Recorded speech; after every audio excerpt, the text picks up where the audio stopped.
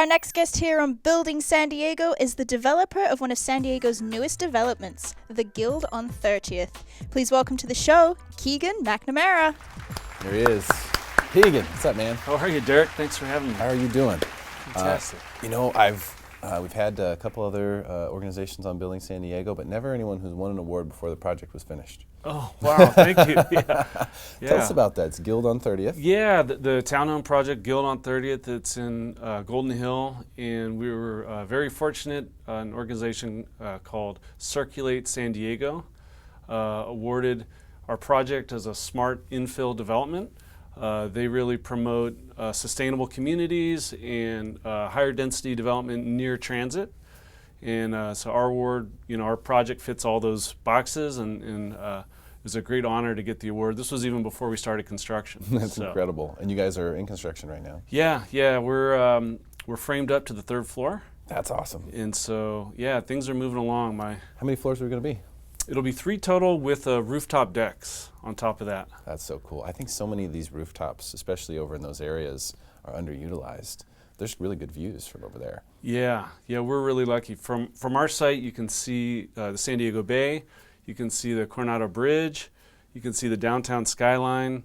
We're really elevated on kind of a perched on a hill in Golden Hill, so we've got some amazing views. That's cool. So for people who don't know or who don't understand what infill means, let's talk about that, because you're really setting kind of a new standard here for the idea of how to construct these things. Well, thank you. That's high praise. I'm not sure it's a great infill project, so it's not completed yet. We don't want to pat ourselves on the back too much yet. But it's a smart growth design project. One of the unique features is that they're townhomes, but they're structurally independent. So each unit has its own structural walls. There's actually an airspace gap in between each townhome. It'll be covered with flashing, so you can't see in between them, but there's no common walls. So they're actually detached homes with attached garages in an infill location right at the corner of Broadway and 30th. And so when we say infill, we're talking about, building stuff that in an area that already has things surrounding it. Yeah, exactly. Right? So instead of going into the suburbs and taking out another farm, we're going back into our urban cores. This site had 5 homes on it before. They were older and basically were tear downs when we bought it. So we've taken the 5 down. We're putting 15 up in their place. Okay, 15 units. So what kind of, from a building standpoint, how hard is it to get the build up situation, established? Because there's always someone who doesn't want you to do that, right? Anytime you want to build up, there's always at least someone who doesn't want you to do that. How hard is it to go up, and did they cap you at 3? Did you want to go higher than that? We didn't, because we do have a height limit, but in this area the zoning is very friendly to allow for a higher density. We can go up to 50 feet in this area. We didn't quite get that high. To really maximize that, we would have had to do a different type of configuration, more stacked flats, apartments on top of each other. But we, in terms of getting it approved, the neighborhood has been very supportive. It's a high quality project, and so we look to maximize the height and maximize the views, but we didn't really want to go beyond the 3 stories. Okay, yeah, because this is the type of project that really helps an area out. You're talking about 5 teardowns that were probably eyesores, and now you're building this brand new, state-of-the-art construction, right? Yeah. Townhome development, which is, by the way, going to be, we don't know pricing just yet because you're not finished with the construction, but it's going to be affordable. Our goal is to make it very affordable. Most homes, it's hard to build a new home in San Diego that doesn't start in the high 7s or 8s or even above $1 million. We're hoping to, I think the majority of these will be in the 5s. There may be some in the high 4s, and then some of our primo units with views. We'll see what we can get, but I'm probably into the 6s for those. Okay, that's still all very affordable for San Diego. So we're talking about median prices being in the 5s already. So for new construction, to be able to get that around the median is pretty crazy. And with that location, which by the way is up and coming, so potentially a very good investment, and also close proximity. There's quick Uber to downtown. You can get on all the freeway. In Golden Hill, one of the things that's really cool is all the freeways are right there. Exactly Okay, which right. direction you have to go? Yeah. Yeah, 805, 15 are within a mile. The 94 is right there, I-5, the 163.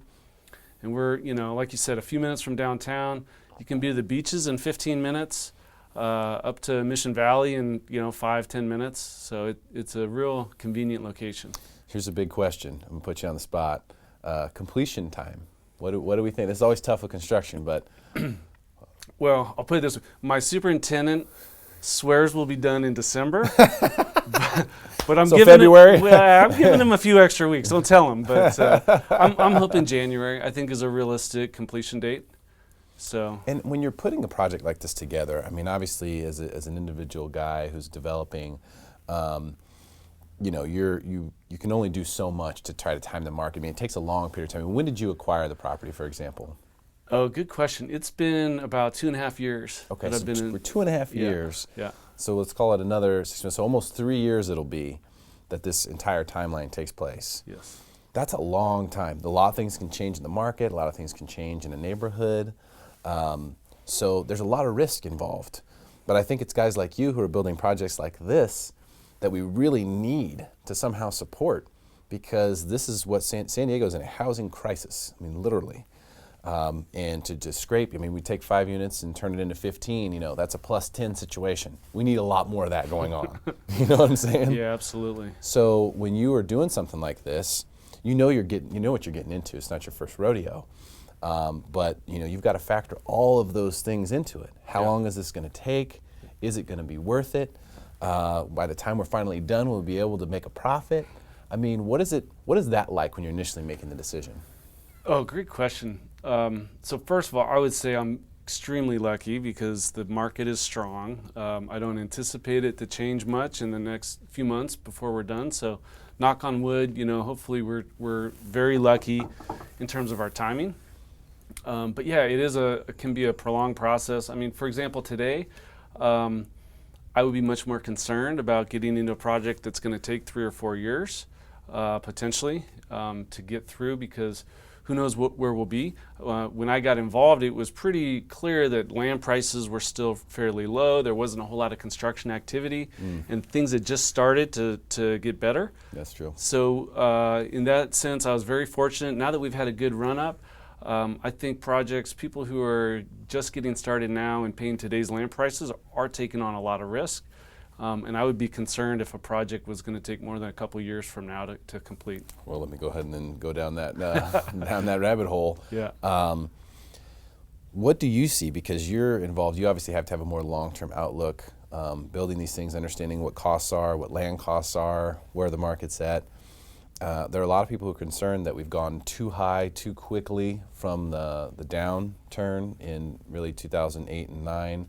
We finally flattened out in 10 and 11 and now have been up for 5 straight years. Yeah. Significantly. Yeah. What do you think is the future holds for this very complicated international now San Diego housing market? Well, I think we're in a great position because our employment growth is strong, and that's really what drives demand for housing. Our problem is that, as you mentioned, we're not supplying enough homes to the market, new homes, and it's very difficult to do that with, San Diego, for the most part, is built out. So we're having to go back into the urban cores now and find these infill sites. But as long as our job growth remains strong, I think we're in a really good position. I do think the market prices have gotten to the point where it's tough to afford homes in San Diego based on the incomes that we have here. So I don't see a continued acceleration in our price appreciation over the next 2 years. I think most people are projecting 5 to 10% growth in home prices, and I think that's fairly sustainable. If we have a couple more years of 10% plus, we're going to price most people out of the market. So I think that dynamic will keep things in check. But overall demand is great, employment is great, and as long as we're limiting supply, it's a tough situation for home buyers, because I do think there'll be continued pressure upwards on prices. I do agree as well, because the macroeconomics are hard to look at now. You see like house prices, income is going like this kind of trajectory and home prices going this kind of trajectory. At some point that's got to come back to some sort of reasonable, but you see a lot of this international money coming in and you go, well, there's the trump card, there's the ace up the sleeve of the housing market that no one can plan for.